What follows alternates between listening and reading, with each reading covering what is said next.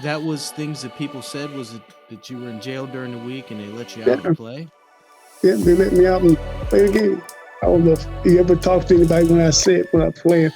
I've never said one word. I was called all type of names and racial slurs, but I've never said a word. Another lesson Don taught me.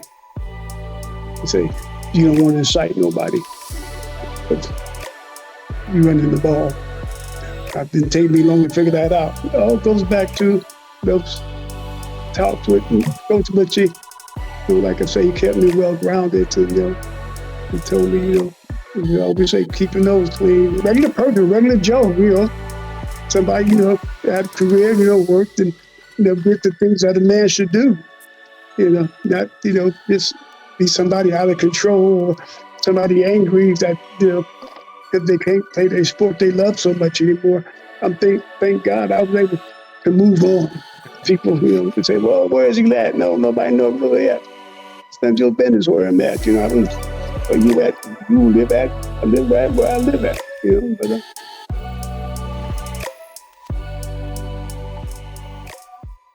But We're back with one more down. Today we have a distinguished guest, Mr. Ted Bell, tailback safety, graduate of Cardinal Mooney High School, class of 1974. Pretty much anybody who follows football in the Youngstown area, across the state of Ohio, are aware of who this individual is. He certainly displayed great talent, a tremendous work ethic, and is one of those names in the area that just continues to live on. Welcome to One More Down, Mr. Bell. We are excited to have you here today. my pleasure.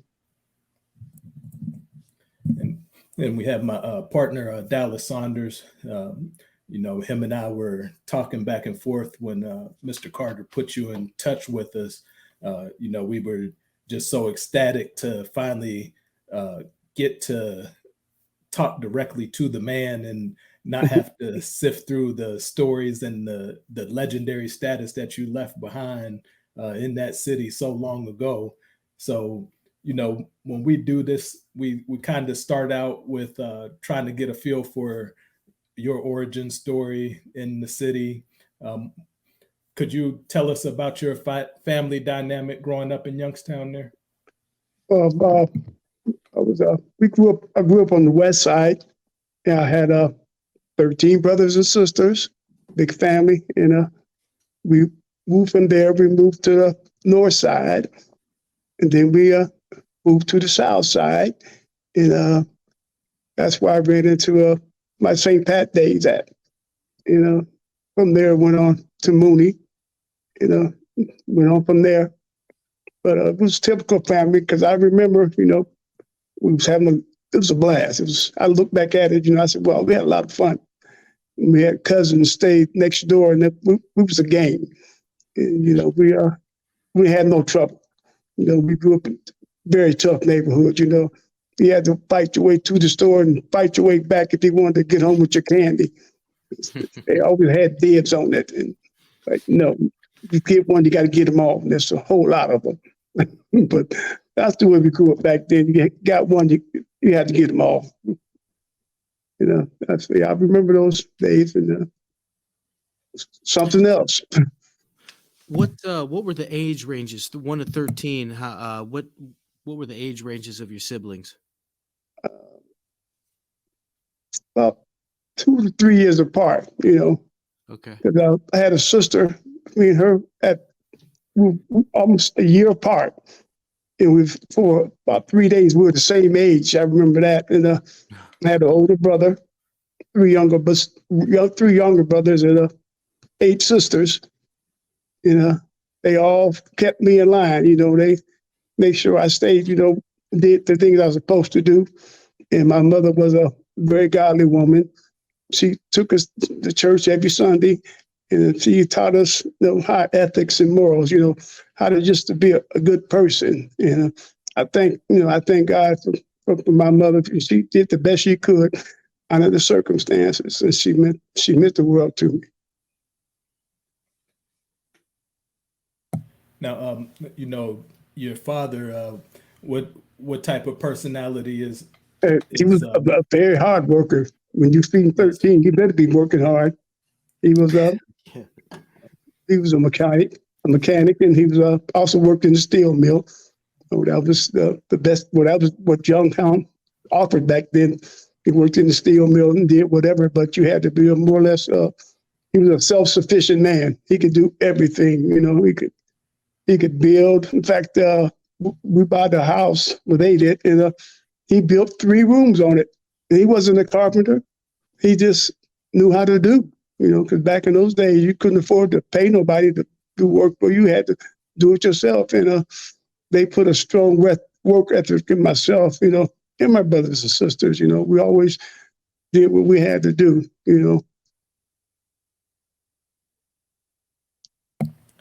Now, when you come from a family that large, I imagine that everybody kind of has to know their role and their place within that family structure, just to make sure that the household functions, with some organization and Oh, yes. uh, smooth routine.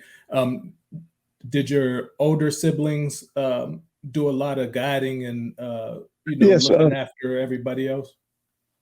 My older brother, he was I was he was 5 years older than I was, and I actually lived with him throughout high school because it's a little closer to Cardinal Mooney than my parents' house. And it was a little closer walk for me, and I actually lived with him, and he was more or less my mentor during my recruiting days, and he's make sure I kept my nose clean, because he more or less he was my father figure. Yeah, my brother.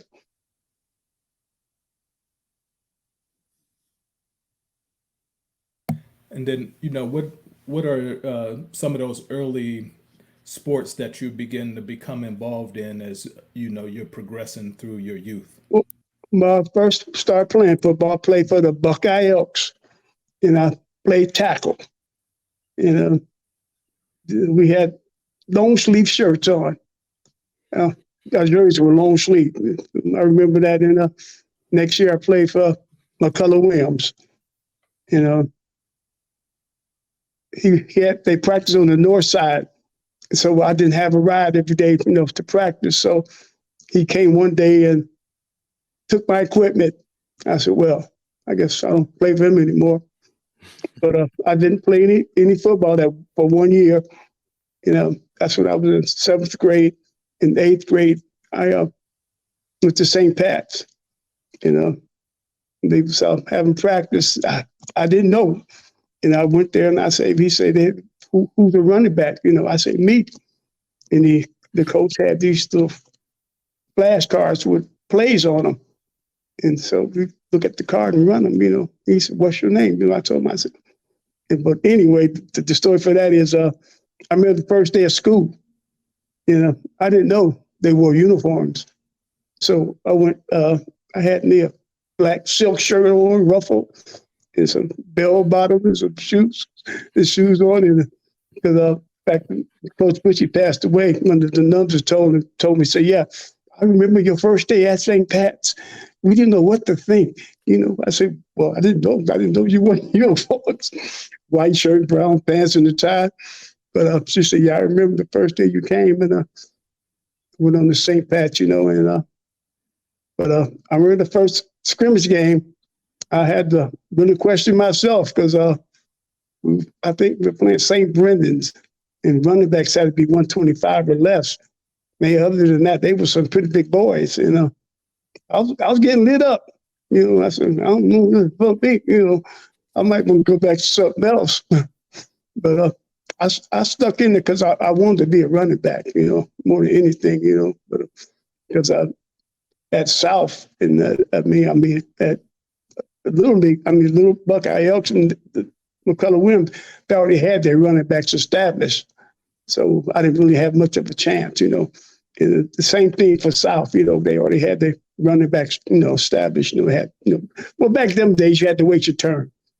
The way I just happened to be in the right place at the right time. And a couple guys in front of me got hurt, and they say, Next thing I know, they calling my name, and I'm like, so what y'all want? I'm not, just speak, but they got in the game and, did a real good job, it kind of went on from there, because I remember we had film the next day, and coach, he came in, he had a newspaper and he threw it on his desk and said, "Oh, think you're something." I'm like, "No." He said, "That's just one game. Don't be a flash in the pan."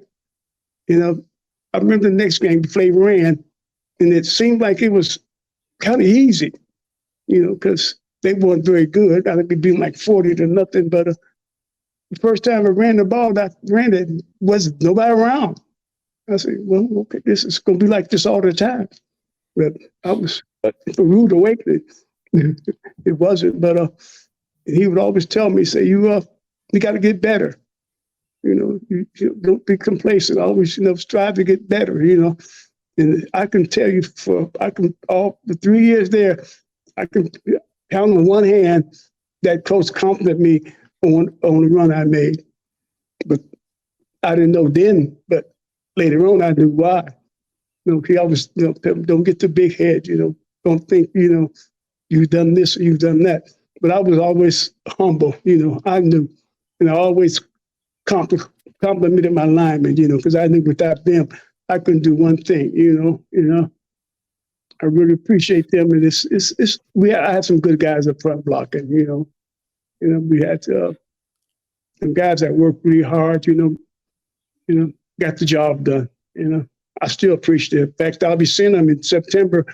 We're going to have a 50-year reunion, I'm looking forward to that, to see all the guys and see who's here, and because it's going to be for the whole team, the sophomores and the juniors and the sophomores. I got a call last week and they say, yeah, okay. I say that's be something to look forward to, to see the guys. But I wanted to circle back. How did you end up at St. Pat's? So was that how did you end up choosing well, St. Pat's? we lived on the south side, and we was coming from Idor Park, and we saw that they practiced in that field across, and myself and me and Charlie Peace and Charlie Peace and some other, I can't remember who else, but we saw them practicing, and it's like the first day you could sign up. So I signed up. I didn't know you had to go to St. Pat's to play for them. But after that, I found out the tuition was $75.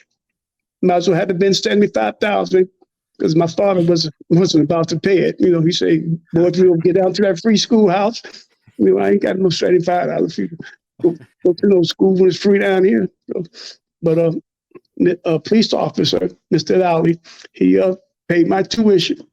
Not enabling me to go. To go there and same as well going on to Mooney.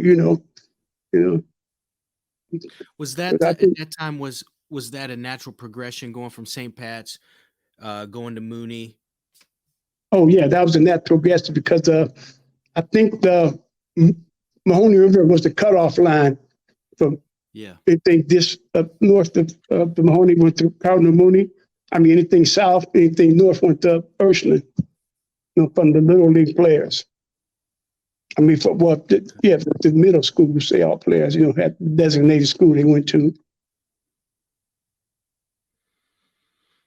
And then so, you made something, you were talking about your entrance into Mooney. So, did you start getting time as a freshman then, right? You had some injuries and some. No. It was, just by chance, I was just, we have a guy named Ray Cermelli and Jim Lucini. Ray had a bad thigh. He got hit, and then Lucini went in. He had contacts, and they hit him so hard, knocked him out.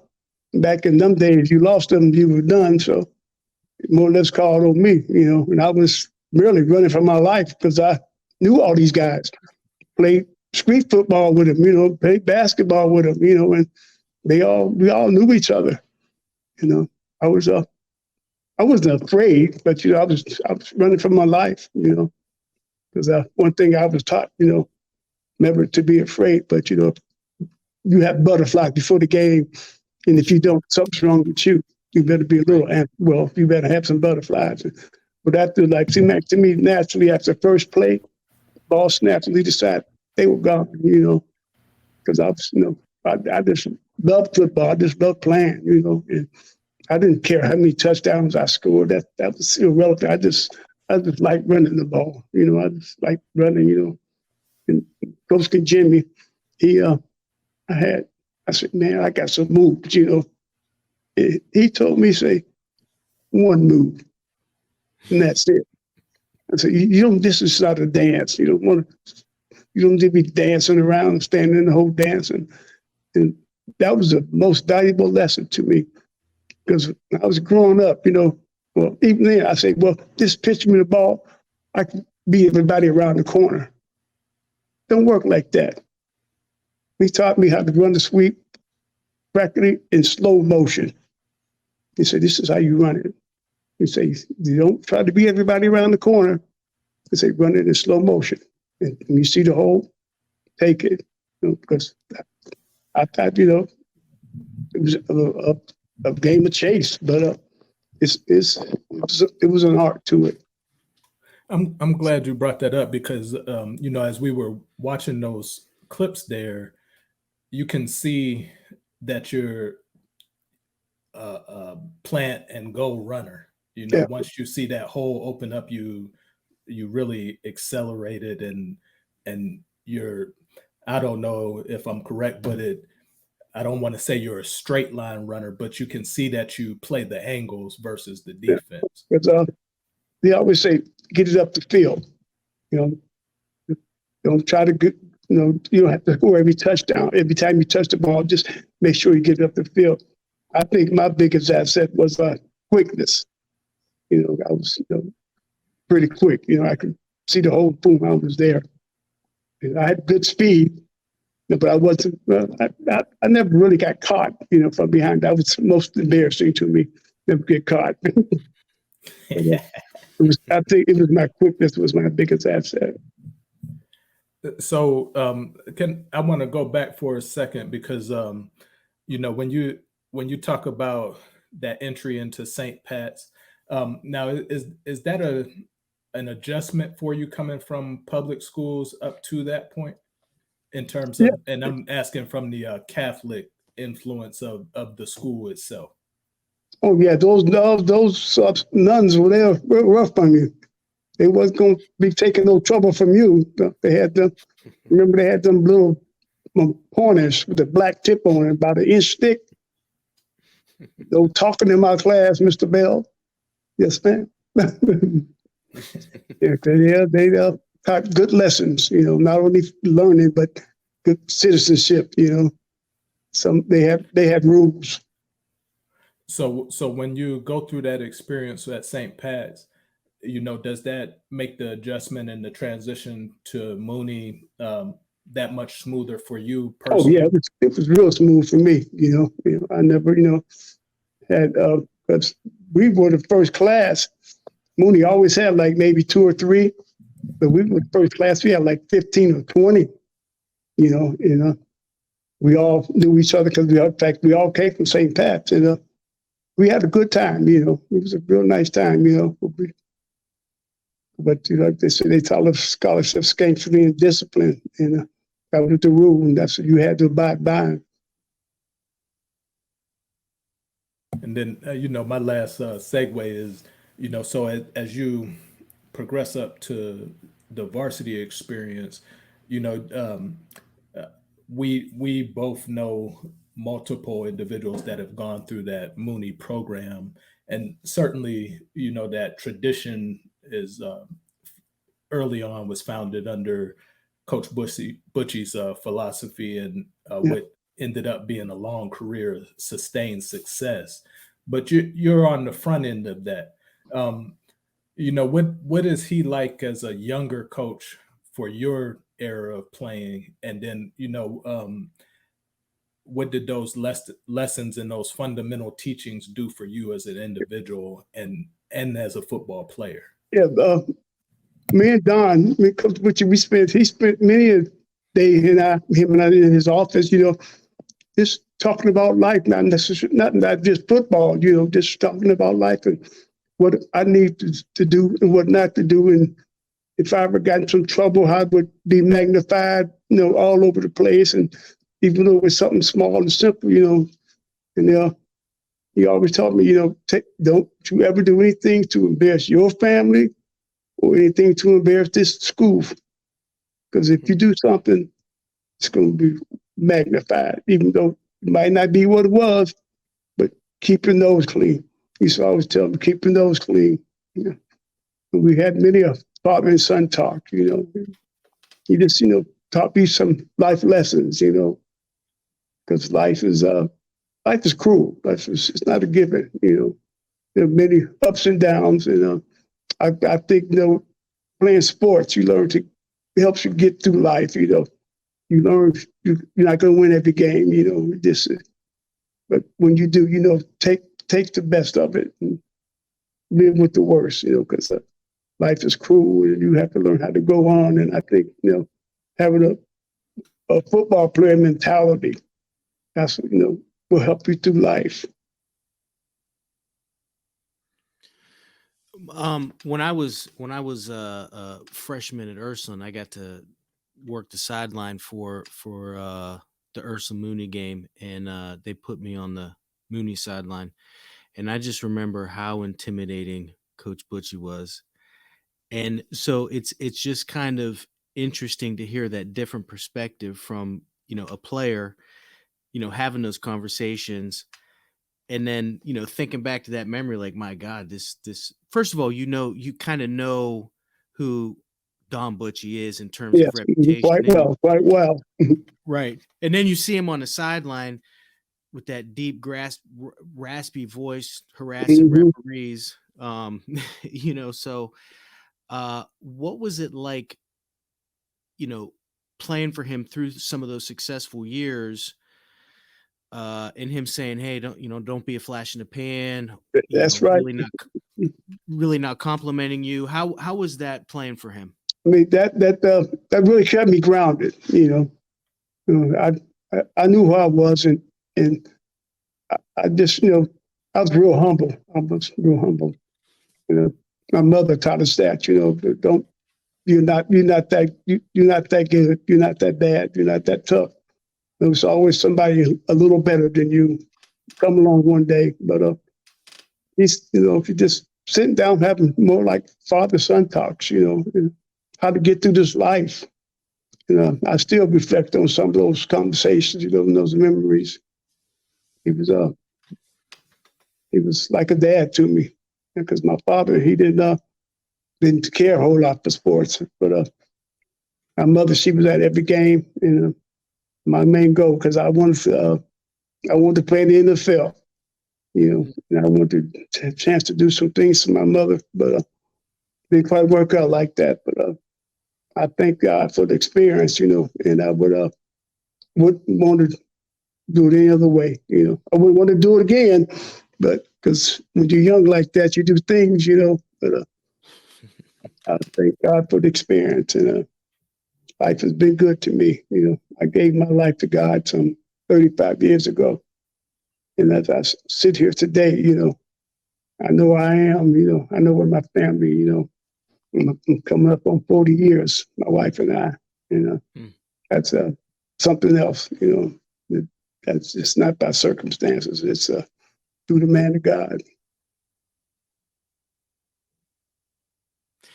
Yeah. And I think it seems like, faith, experience, having that family to lean on, being in a good program with good men has really impacted you down the line, and probably yeah. your children, your grandchildren, and so on. Yeah, because you learn life experiences, things you learned back then you can carry on now. Like, I just thank God for, what he's done for my life, because it could have been another way, but I thank God it was this way. Did So when you were in high school, and being humble, and I was talking to my son today about the podcast we were doing, and talking about you and the reputation. I can vividly remember my father telling me about, Ted Bell, right? And hearing that. Um, did you know how people viewed you, or how good you were, or uh, what your reputation was as you were playing? I just, I knew I was a good football player. And I remember it was my junior year. We were playing Camp McKinley. And I played the whole game, didn't miss a minute. And after the game, Coach Bucci said, you became a football player tonight. No, so you were saying, the things that you did as a player, and you were beginning to answer Dallas's question I, on your viewpoint of yourself within that. I knew I was a pretty good football player, but I run the ball, but I love defense. Man, I used to love playing that safety and getting back there and cracking somebody, because we was playing Cincinnati Motor. Okay, the game was over like 34-7, something like that. Game was won. But anyway, I played defense all night long. So it was like I was a minute something to go in the game, and I intercepted the pass. I remember I took it back. I said, well, I was supposed to should have been out of bounds, but I said, I said, I'm gonna run this back. I ran it back about 80 yards through the whole team. They was chasing me. So I go to the sideline. And Don, he used to love to grab your face mask. He say, what are you doing in the game? I say, I've been playing this all night long, but they called beatles. Yeah, he didn't say nice run. He say, what are you doing in the game? But that's the type of person he was, because I depending on the opponent, I think a couple games I didn't even start on defense, because they were some little weaker teams, but most games I went, both ways, and I enjoyed every minute of it because I never really got tired. I was just, the adrenaline, just, playing. Because I never really heard the crowd, especially on offense. I never heard them. Once the game started, I rarely heard the crowd. I don't know. I just the middle blocked it out. I think that helped me a whole lot. Because I wasn't afraid of the crowd, but I tell people, I say I never heard them. Once the game started, I would never hear them. Just concentrating on the job at hand. I just wanted. I love playing football. But How do you think? I didn't have a problem leaving the game either. When the doctor told me, say, the best thing for you to do is not play football anymore if you're going to be able to walk around when you're this age. But okay, I'm done. In this age, how do you think? If you didn't have, the family that you had, if you didn't have Coach Bucci kind of keeping you grounded, how do you think with your success and some of how people view you, how that could have been different for you? Yeah, because people had the tendency to think the worst of you. Because I used to be married, I had 2 kids, and I robbed the bank, and I would spend the week in jail, and they'd let me out to play the game, and I'd go right back to jail. And same thing for the following week. Just stuff like that. And people they say, oh, I know him. I say, no, you don't know me. You may know of me, but you don't know me.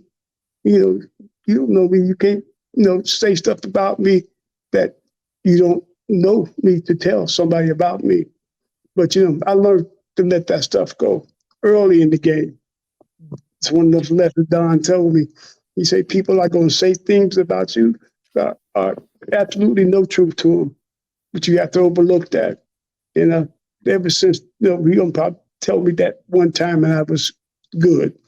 Because people say things, they just think they know, but they don't know the person. And so that was things that people said. Was it that you were in jail during the week and they let you Yeah, out and play? yeah, they let me out and play the game. And they say, well, he got to be too old. It seems like he's been around forever.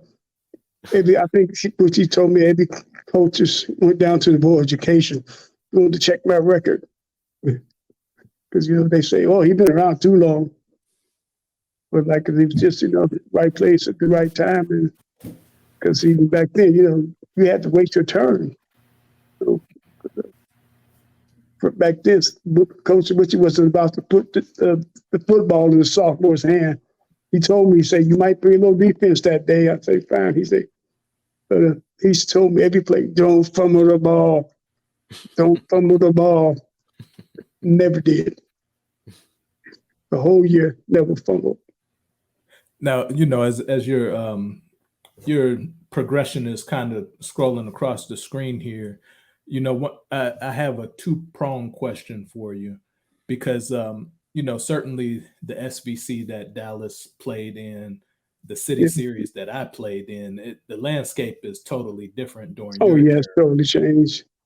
So you guys have Struthers, Camel, Hubbard in that league, Boardman, Ursuline, Fitch. And then, as the city goes, much more populated. You're a South Side guy, so I'm sure that you might buck heads with some of those guys from South each year. And I'm same way. I grew up on the South Side my whole life, but ended up taking advantage of going to Cheney. But I always heard it from my South buddies anytime we went back to play them. They don't call you a traitor, but they insinuate it. You know what I mean? Because they want you there with them. No, back then, we had to run it back to establish that Glenn Martin, Jerome Sharper, and Ricky Williams. Because I played with them in all in Little League. We knew each other. They was the running backs at South High. And I would have probably never gotten the chance. They would never been a Ted Bell if I went to South. I was just like the right place, the right time. So in saying that, you're a guy who's obviously has a gift and has an extreme talent that everybody's not blessed with, and you couple that with a great coach, a very stable system, a very stable school. As your star begins to rise, how well, I won't ask it in the form of a question, but more so, can you tell us from your point of view, how that is for a young kid who is just taking advantage of his gift and being the only thing he knows how to be. You can only be yourself at the end of the day. And you just happen to be this great football player who does great things for 48 minutes each Friday and Saturday night. So, how are you able to function in all of those arenas, given the attention that just comes your way by proxy? Yeah, well, going back, having a conversation with Don, because what you're trying to, keeping me grounded, and don't think, that you're all that and you're really not, be humble, be nice, be a good person, don't be arrogant, just be, I just wanted to fit in, I just a good football player, but always, always humble, always humble. Now, did that put a target on your back? Being in the paper very often and Yeah, various statistics. well, most definitely, most definitely. And how would that play out during games, you know, in the heat of competition, Oh, you know, from what you experience? I don't know if you ever talk to anybody when I play. I never said one word. I was called all type of names and racial slurs, but I never said a word. Another lesson Don taught me. He say, you don't want to incite nobody because you running the ball. It didn't take me long to figure that out. You know, be humble, be quiet, because I remember we was getting ready to play reserve for the title game. And it was a little testy at the middle of the field, but I was way in the back because I didn't want to be out front, telling, talking, running my mouth. But anybody can tell you, play against me, say Ted Bell never said a word. Never said a word. And that was part of my, that's part of my persona. We talk about my mother and what she's gonna do to me, and never said a word. And that would make him much more angry because I wouldn't say a word to him. Playing for Mooney, and at that time, the stat guy was established, correct? Excuse me? The stat guy was still established, right? You Oh, guys were yeah, in the yeah. stack. Okay. Mhm. What's it like going into a game knowing that you're probably going to get the ball 30 times against a Boardman, a reserve, a Moeller? There's got to be some mental preparation in that aspect. Well, like the ball ain't heavy. Just I used to love running. I love running. I love running the ball. I still remember that Fish game. It was for the league championship, and we had run this play called a dive. I used to hate that play because quarterback had to turn around and hand it to you. So we maybe won it twice the whole year. But we had a counter off of it, where they make it the handle, and I'd come around and they'd give it to me. They had never seen it because we never ran it all year in the game. And I got, the guy kept saying, watch the dive. And the linebacker actually came down 2 positions in front of me, but he didn't realize I was going opposite way. Especially before halftime, I ran it. It never got touched. And that was, I was trying to felt good to me because they had said some really bad things about me. People from pitch. In fact, they had a little picture of me on every locker with a knife running through my forehead. I didn't see him because the managers, our team managers, took them all down. But I found out afterwards, what they had on there, and I said, "Oh, but that was my best game ever as a high school player."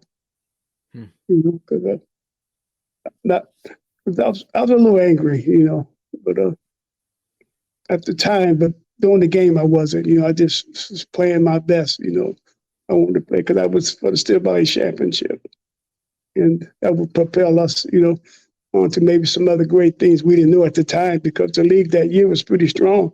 Because I think Fitch, and I think Boardman, we all played Warren Western Reserve that same year, and everybody claimed real close to beating them. That made the league real strong. So that's why we was able to get in the playoff with 2 teams so close together in proximity. But it all worked out for the good. And that was, a proud moment of my life. I can always look back on that, because back in them days, state champ in Ohio, you were something else. I was some of the top brand football in the country. The playoffs started in Ohio, and what was that the first year? No, that was the second year. Mm-hmm. So 73, and then okay. Yeah, because they were the Finnish state champs. Right, right, right. Um, what was it like, being on the forefront of playoffs? And real quick, right now we have 16 teams that make the playoffs in Ohio, in each region, in 7 Yeah, divisions. So there's um, to make the playoffs, it's great, it's an honor. But when there's only 2, right. um, I mean, that's what was it like being part of that? The second year in. Yeah, because we had a parade and everything, and we were going down to play Cincinnati Motor, and they had beaten everybody 54-0 for practically the whole year. And Coach Bucci would only let us watch one game film. Was about 30-0 that game. So I remember going down there and it was in Cincinnati Bingo Stadium practicing. You know, they said, well, they got this guy named Ted Bell. They might score a touchdown. You know, he's pretty good. They might score a touchdown. That's what Dan Fouts said. Later on, one of the coach Notre Dame. You we they had never seen nothing like us. They had never seen the offense we ran. We got to beat them like 34-7 or something like. Bill McClure had one of the greatest nights punting the ball every time we get stopped, and he coughing corner kick them. And we had pretty stiff defense, and we shut them down. And they couldn't believe it, because I mean, they was just, I mean, they were big. They outweighed us about every man, every position, But they was stunned for a long time that a team from Youngstown came down here and beat the powerful Cincinnati Motor. So And Woody Hayes was at the game. And I remember okay. like that when I intercepted the pass in our locker rooms about 100 yards away after they had to practically carry me back, And he was in the locker room and said, yeah, okay. And say, oh, what a great game. Oh, you got to come to Ohio State. I'm thinking, aren't you just, Archie had one more year and he just won the Heisman. And I say, I don't think so, because they told me, we could play right away. He said, you and Archie gonna alternate. Okay, Woody. Even you don't believe that. This man just won the Heisman Trophy. You gonna alternate with him, a little freshman? I say no. But they told me I was the greatest thing since sliced bread, and I could play right away. I said, well, let's go. And I chose Michigan State because I actually fitted right into the program because they didn't really have a viable tailback. And they were coming right along. They had some good recruits and had some good players there. And I had Mike Cobb from Youngstown, and we had Melvin Lamb from Campbell, and one of our teammates, Jody McCullough, and Bob San Martino. He was our tight end at Mooney. We all went there. It was a good position to be in, but I felt bad that I could finish the job, but it wasn't God's will. Life turned out good for me. I've been married for a long time, got wife and kids. It's been good, and I've enjoyed it, and I'm glad to be 68, because things have dramatically changed in this world, and it's just not like it used to be. I think God for my life. I've lived it. I've never broken any laws, never been to jail for real. But people, they say, well, where is he at? No, nobody knows where he at. It's none of your business where I'm at. I don't, where you at, you live at, I live right where I live at, but it's been good, Mr. Bell, so one of the things, and this is a great opportunity for us. I spoke with you the other night and just kind of asked you, is it okay for you to clarify this legendary knee injury during the reserve game? Yes, I will do that. I've clarified it so many times, but I'm going to clarify it again. In Yes, fact, I sir. just clarified it with my little brother when I went home from Mr. Bucci's passed when he had his funeral. We were Yes, sir. sitting there, and he said, "You should have not been in the game." I said, "Excuse me." The score was 7-3. We had just intercepted the ball. It was coming in the score. Now, you got your best running back. You don't take him out the game. It was a minute 48 left, etched in stone. I know when I looked up and looked at the clock, you know, no, I shouldn't have been out of the game. People, I don't know, why would somebody, well, they don't know the finer points and they just only see the big picture, but you got to see the small picture when you're on the field. And so I have no bones about it. I would have been mad if he took me out, you know. Not that, you know, I wanted to score the touchdown if, you know, if we did, but you don't take the star player out or your best player in at the game when they score 7-3, you're going for the state title.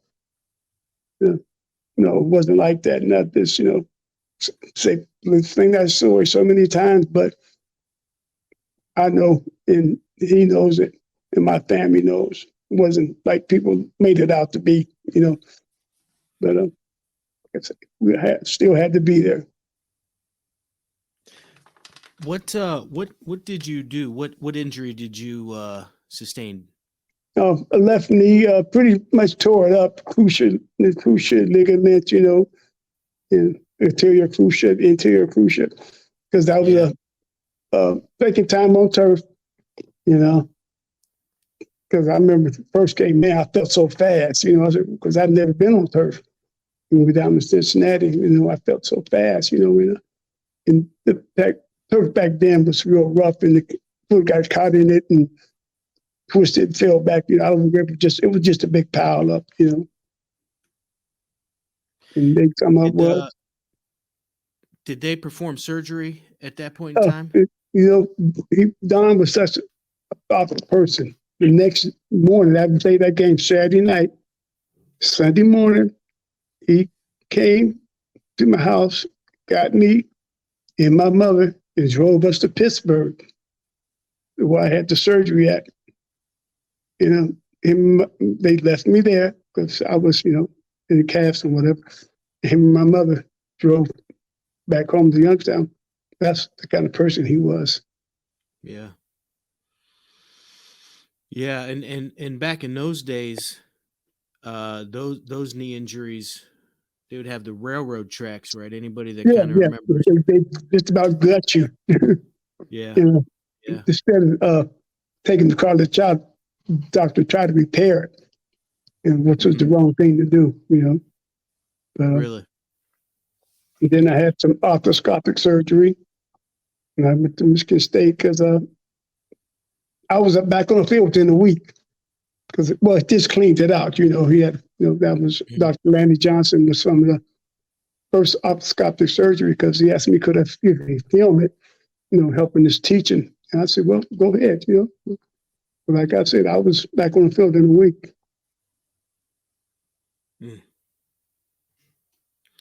So you had the ACL surgery after excuse me, after that state game, and then at that point, were you already committed to Michigan State, or were you still making that I didn't commitment? commit to signing day. Okay. Well, I kind of knew all along, you know, but still had to, excuse me, you had to wait till signing day. And like I said, it was I fit right in, you know, because they didn't really have a tailback, you know. They had a couple guys that were trying to be a tailback, but I fit right in, and I redshirted my first year, you know. Came out the next year, we opened up against Ohio State, 85,000 screaming and hollering, and, you know, I'm starting the game a little nervous. You know, my whole family's there. They came up on the bus. You know, over 100 of my family there, and but lasted 3 plays, and tore it up again. You know. that was, that was it for that year. I came back the next year, played defense, I was playing cornerback. Spring game, last play of the game, my foot got caught in the turf. Twisted it, and that was more or less my last play on the football field. I shed some tears, but I was, I knew what was best for me. But some people try to go on, and I just said, I want to be able to walk around when the age I am now. So good one. When you talk about for an individual that, as football players, when we start out as youth pursuing this game, pursuing that NFL dream or college, or even just if you want to be that great all-city, all-league player, there's a lot of time investment, a lot of hours and grueling practices, a lot of pain that you endure, in pursuing that.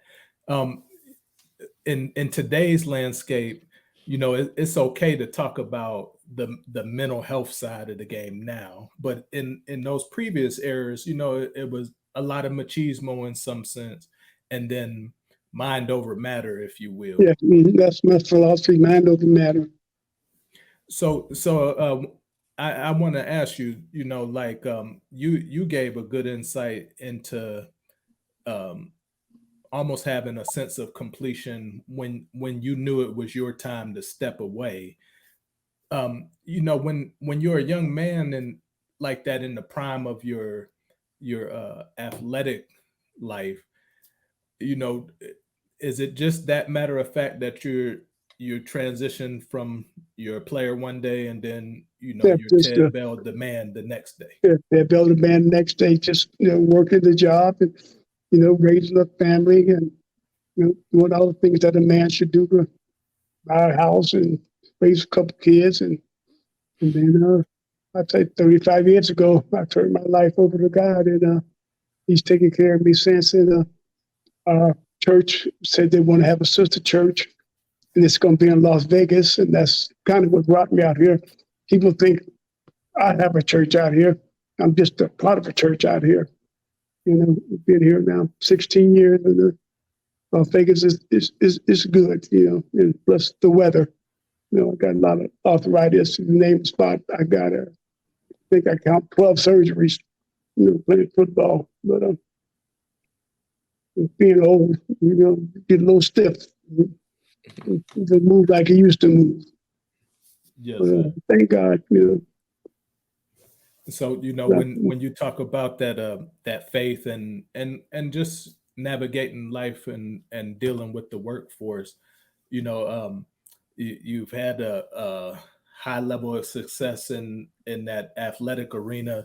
Can you talk about what types of employments that you've done over the years and how football has impacted being an employee, being a trustee at the church, and then just interfacing with people in general through your dealings on a daily basis?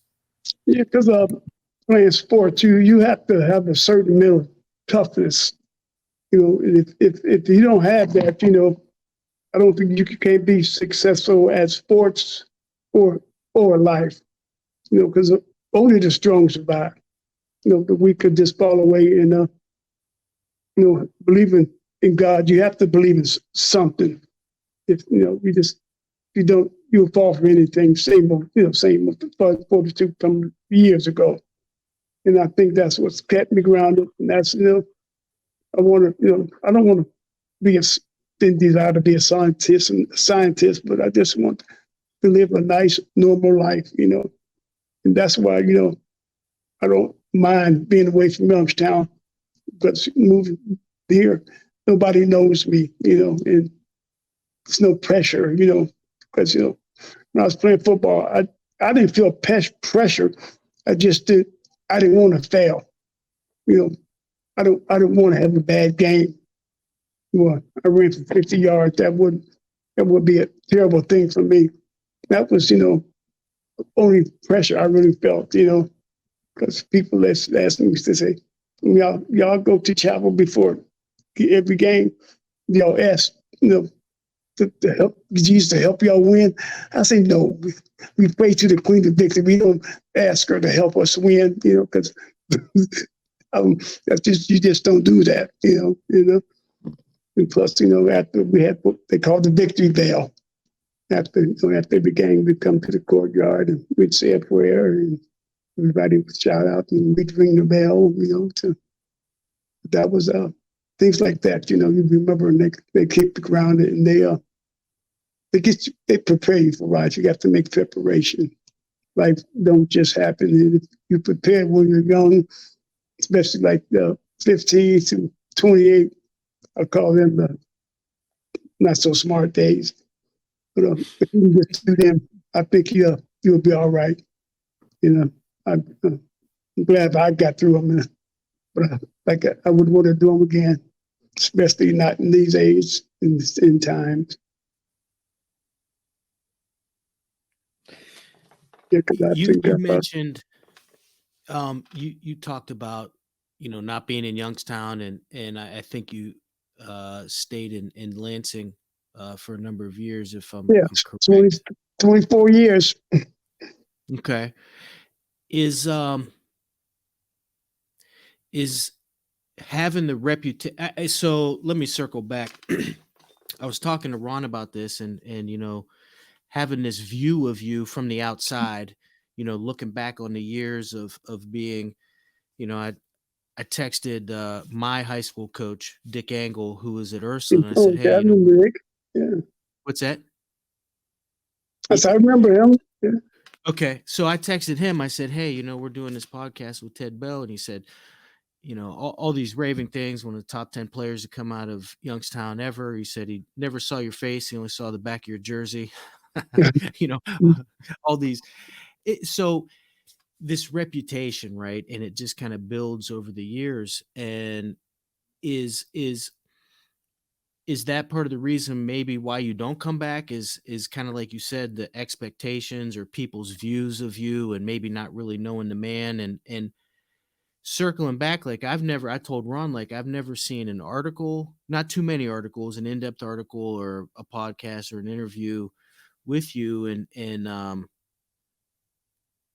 to me, this is just really a neat opportunity to kind of get to know the man that I've heard so much about, but really the man, not necessarily the football player. Yeah, because I couldn't play anymore. I just wanted to be a regular person, regular Joe. Somebody had a career, worked and did the things that a man should do. Not just be somebody out of control, or somebody angry that because they can't play their sport they love so much anymore. Thank God I was able to move on. My entire life didn't stop when football stopped. I went on. I had some desires, some things I wanted to do besides football. My main goal in football was, I wanted to make it to the NFL so I could take care of my mother. Did that faith that you had, even just being in the church, I know you said 35 years ago you committed, but just being the exposure, did that help you navigate some of the end of your career? Oh, yes. You have to have the beginning and the ending. And I just think, God, that I was able to realize the ending without a great deal of difficulty, because some people just, they can't end. They keep trying. You have to be strong enough mentally, say, I got to get on with life. This didn't work out. So I didn't have an alternate plan. That's all I saw. But once I was out, done playing, I got an alternate plan. And that's what I do. I think, was making my life successful. When you think about that environment that you're cut from, the tough steel town mentality that Youngstown is, that great exhilaration of being a high school athlete, they're the ones that have been through what it's like being out on the field under the lights on a Friday, enjoying competition against your peers in the area, and just testing yourself, Yeah. pushing yourself to those limits just to see what you can take and what may be the barrier for you. When you look back over your time as a player, um, if you had that one more down to just repeat or redo or have another crack at, where would that be for you? That would sit well with me, not now, but back then. Just Yeah. one more chance at it. But I think I'm glad I was mentally prepared. But I wasn't mentally prepared, but I was mentally able to accept that I could no longer play football. As much as I desired to love the game, but everything has an ending. But for all that others have always said about you, that it's one thing to measure a man by feats and statistics and numbers and touchdowns and exciting plays, but the real measure is how does that man's family view him? How does he treat others when you meet him in person? I think you see it a lot of times where kids meet their heroes in life and they fall short of that build up and that expectation. Certainly getting the chance to talk with you over the past week or so, and just hearing how humble you are as a person and in spirit, and then knowing that you had such great success in others' eyes as a football player, whatever that means, and then seeing that you're still around, you're able, you're healthy, your mind's intact. I you've exceeded any expectation that I may have had prior to meeting you, and to have this experience and this chance to interact and converse with you and get a real firsthand account and a firsthand insight. It's just a pleasure. It beats anything that you ever did on the field in terms of yardage or running the ball. I feel a little bit more enlightened having listened to you for this short period of time. Yeah, but it all goes back to those talks with Coach Bucci. Like I say, he kept me well grounded, and he told me, we always say keep your nose clean. I think because like I say, my father, he didn't have that much to put into me, but Mr. Bucci prepared me for life. He prepared me for life, and you have to learn those lessons, get steered in the right direction while you're young in high school, because many souls have been lost during that age bracket coming through high school. Yeah, and I think Ron was telling me that you work in schools now, and as do I. I think that it's such a trap in athletics. We always worry about the outcome and not about the process, right? And, Right. and the lessons that you were taught at a critical point in your life.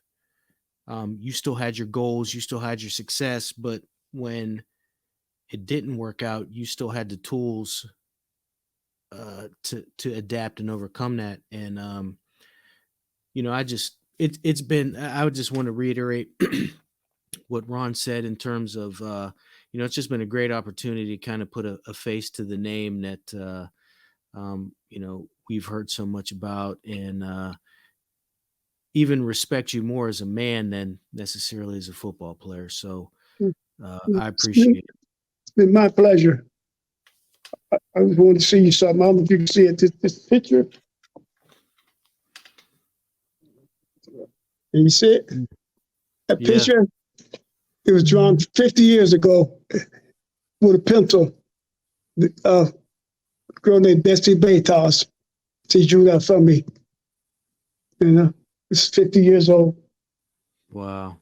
Yeah, that's quite a It's bit impressive. of something. Yeah, that's You can see one the of my, care and one of my admiration. treasures. Yeah. She said, Wow. here, that's when I came back to school after I had my surgery on my knee. She said, here, I'll do this for you. And she presented Wow. it to me. And say, so 50 years old. And that's a testament to people, the way they feel about you,